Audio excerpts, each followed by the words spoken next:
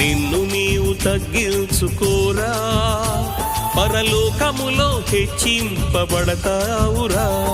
నీలో ఏ గొప్ప లేదు, నీకేమీ చేత కాదు, నీ ఒట్టి అల్పుడవు, ఈ సృష్టికి స్వల్పుడవని అంటే ఒప్పేసుకోరా. ఈ అహము నుండి తప్పేసుకోరా అని అంటే ఒప్పేసుకోరా. ఆ కర్మ నుండి తప్పేసుకోరా.